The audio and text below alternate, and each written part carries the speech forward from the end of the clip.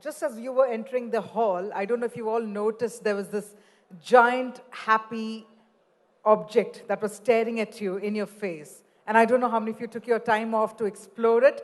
I did myself. And we have a teen trailblazer who is amongst us. And joining him to spearhead a conversation, we have the Maverick himself. I'm going to promise you one thing for sure. This session is going to be absolutely spot on. Post the lunch session, we decided that we'll find out a little more about the fact that when we look at our country as well, the entire essence of entrepreneurship has grown and how.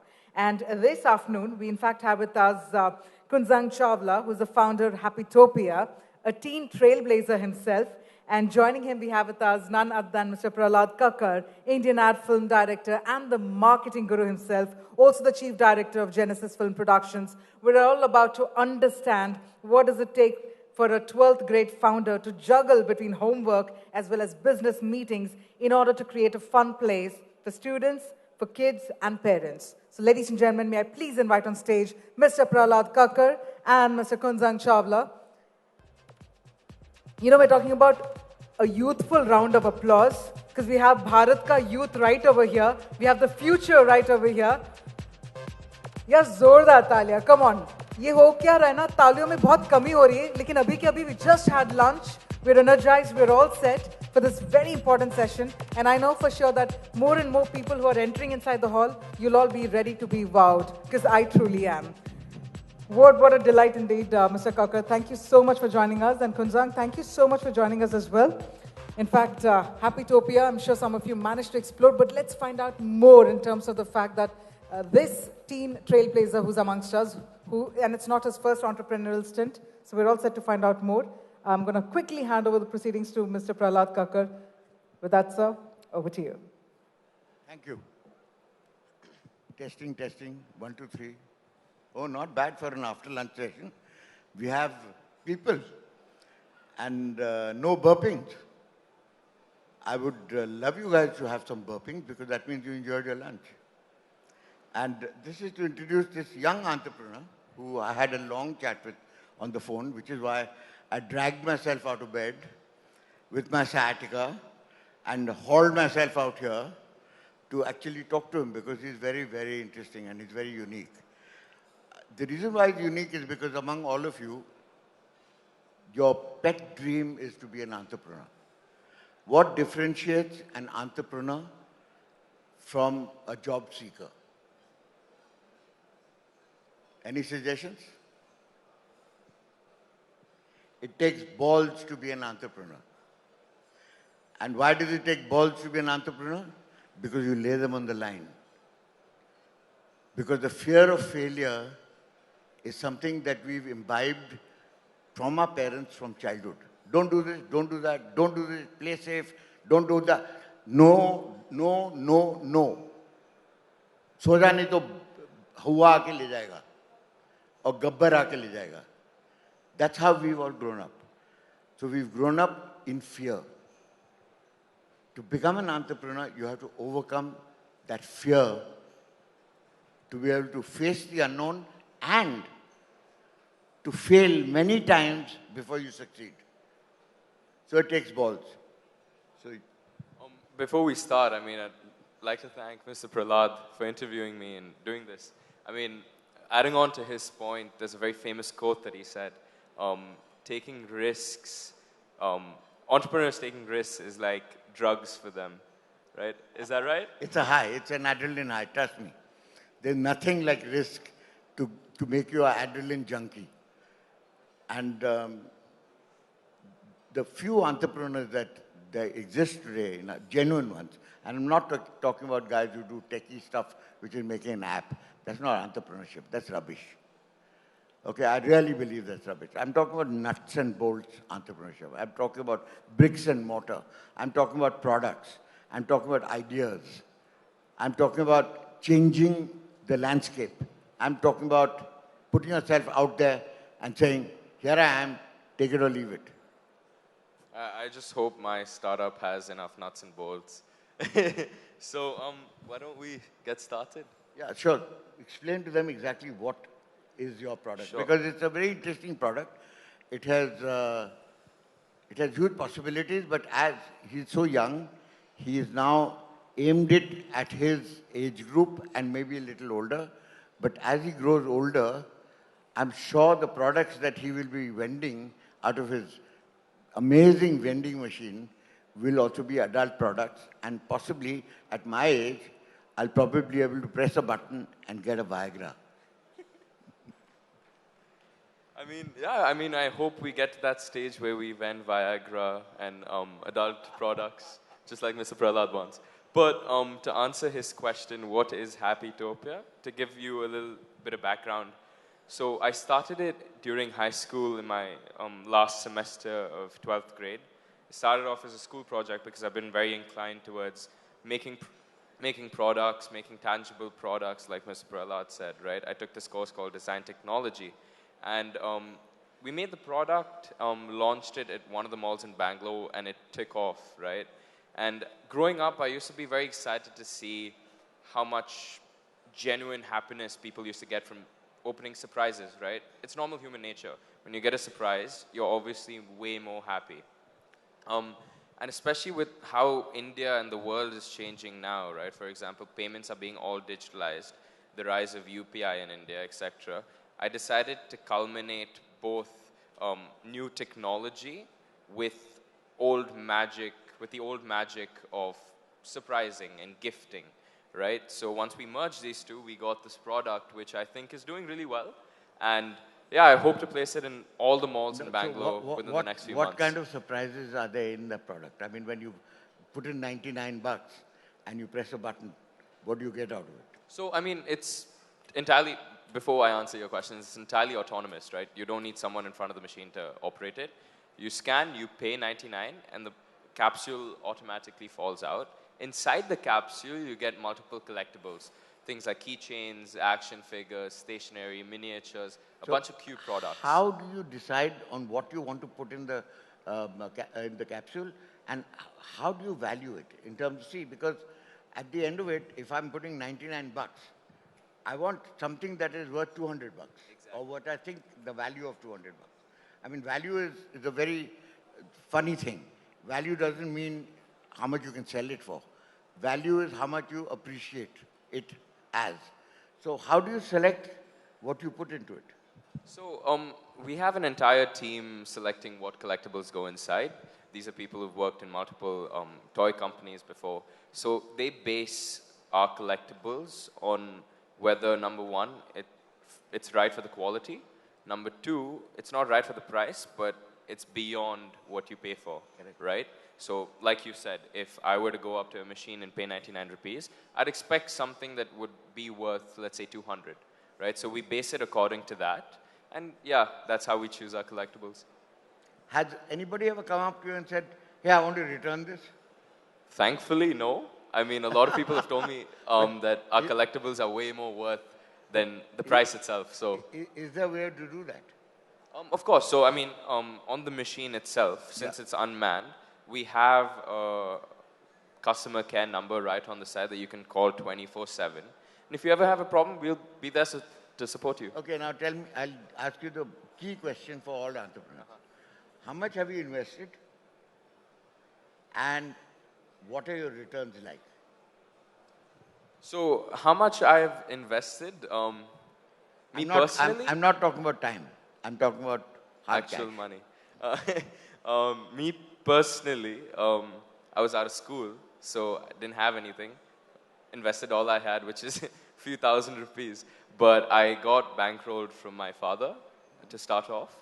But I don't know if I'm allowed to disclose how much I've invested. But in terms of returns, our margins currently are very low because my main goal is to distribute as many machines out in the market and keep as many people happy, right? Like back to what we were saying, when someone buys something for 99, they want to expect and get something worth 200 or 300 or much more. So right now, that's my main goal. So that's why margins aren't that high. But hopefully, we'll get there soon. So, you know, what you have to actually do is you have to travel all over the world. Exactly. And you have to then pick up things that you want in your machine, which are unique because you'll find them in little nooks and corners in Prague, or you'll find them in Russia, or you'll find them in Africa. And you know, like for instance, there used to be these bracelets that everybody used to say were elephant hair bracelets, which are supposed to be very lucky. Now today they're making the same bracelets in plastic. And you can't make out the difference because it's so close to the original. But if you take, for instance, if you find an elephant hair bracelet, or if you find a zebra tail hat band, or things like that, you know, you can actually put it in. So what happens is the experience becomes incredible. Exactly. So we better start traveling. So, I mean, great point. Using the machine as a pathway to diversifying someone, I think is a great thing, right?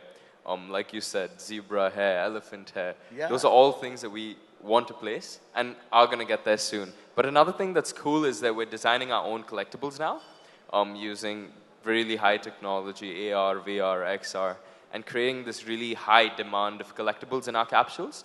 So, of course, make it more international, and we're going to add our own characters in soon.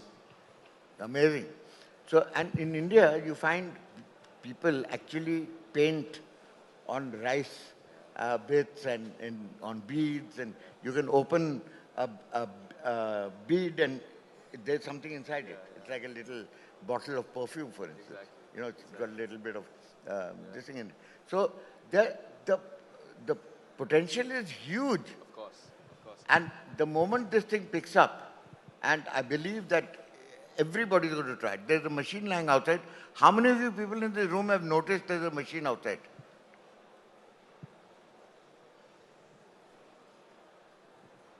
Not bad.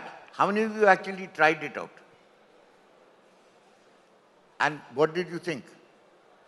If you remove that phone from in front of your face, I'll be able to see it. That's the proud mother, by the way. So, I mean, yeah, we're in booth A5. Please try it whenever you're free. Have a look, and we'll give you a free capsule if you're there. And so, my suggestion is that if you are in Bombay, visit all the malls and put one up. They're definitely in Geo. no, of course. I mean, I'm trying to reach out to as many malls as How possible, much not does only in it Bombay. cost a mall to put your machine up? Or do you do it? So we do a rent or revenue share basis where we pay the mall. So it becomes very convenient for them, and you don't need any electrical outlet. It's very sustainable in terms of being self-sufficient. And So who services it? exactly, I service everything. The And replenishing of But capsules, you're changing the Bangalore batteries. based, so what operators do you have in So in we've Bombay? partnered with DHL, QDigi, and multiple other companies that are nationwide. So yeah, they'll be catering to your needs. Amazing. And soon he'll be, I'm off, because he's such a young, bright entrepreneur, and I've been holding on to this idea for the last 20 years and never done anything about it. I'm going to offer him a name that I've registered for the most popular product in the world, a flavored condom called Red Riding Hood. And he's going to now vend it publicly. So you don't have to go into a pharmacy and say, "Ek condom dena." And he turns and says, "Kya?" And everybody in the pharmacy realizes you're buying one. And some people look at you and say, "Lucky boy." Other people look at you and say, "Shit." So there you are. Now you're going to have vending machines with flavored condoms of your choice. I promise you the vending machine won't turn around and say, "Kya?" So, I mean, yeah, Red Riding Hood is going to be part of Happytopia soon enough. That's my offer to you. Awesome. I'm very more than happy to take it. Okay. So I'm going to transfer the name to your name because I've been hanging on to it for 20 years. And every 3 years I have to renew the damn thing. And it's bloody expensive. So I'll take on that I'm going to responsibility. offload it to you. Of Okay? course. Are there any questions? Are there any questions from the house? Do you want to know his age? What's your age? I'm 18 now, just turned 18. You're in the age of consent. Yes, I am. Okay, I so they just won't put got you in to the jail. age of consent. You're not allowed to drink though. Not allowed, no, not yet, No, not yet. Not yet. Except Chang, which you make at home. Yes, we do, yes. To brief everyone, Chang is a Tibetan alcohol wine. Yeah, so we do drink that. Chang is a rice beer that Tibetans and all the Northeast people make at home in a bamboo thing, which is milky white. You add some water to it, and it tastes awful, but it kicks like a mule. Amazing. So, so what's next? So, I'm going to come back to a quote that you mentioned earlier.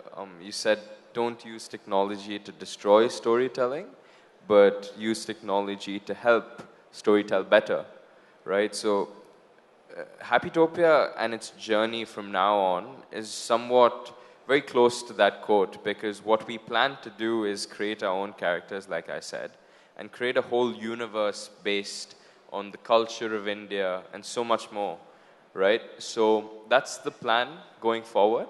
We're going to have our own IP collectibles, and once we kick that off, I feel like people are going to love the product even more than they do now. So let's see how it goes, but that's the plan for now. You know, when you say 99 bucks gives you a bang for your buck, so you're getting 150 to 200 worth of happiness out of the Happytopia, why don't you have a 1 in 100, something that's really big? Exactly. So we want to build something like Pokemon, right? People Yes. collect so many of them just to get one character.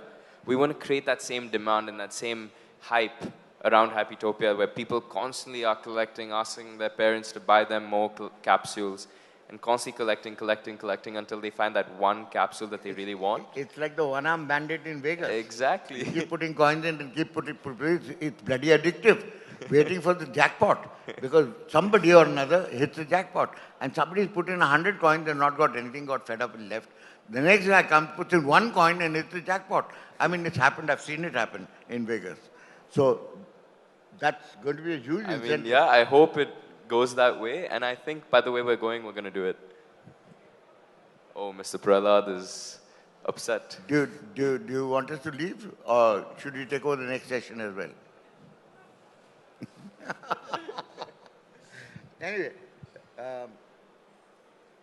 so it takes somebody very special to become an entrepreneur. Trust me. So either you become an adrenaline junkie because you're a serial entrepreneur, or it takes a lot of courage to overcome your fear of failing. Because believe me, there's only one bottom line. You will never succeed on the first time that you do it, because that's tukka, that's luck. But you will succeed if you believe passionately in what you're entrepreneuring for. So if you all want to become entrepreneurs, remember, the glue is passion. The success is when you don't give up. Is that cool? Great saying, and thank you everyone for being here, and thank you, Mr. Prahlad, for interviewing me. I'm so It's a glad. great I honor. will keep in touch. Awesome. And awesome. I'll keep giving you more and more ideas. Of course, and Red Riding Hood for the win. Red Riding Hood. Remember that name, guys. It's going to be the next millennial condom. Sold in Happytopia Especially since we're exclusively. destroying the planet with too many people. I think it's going to help. It's environmentally friendly. It's degradable. You can eat it because it tastes good. There you are. Let's go. Thanks.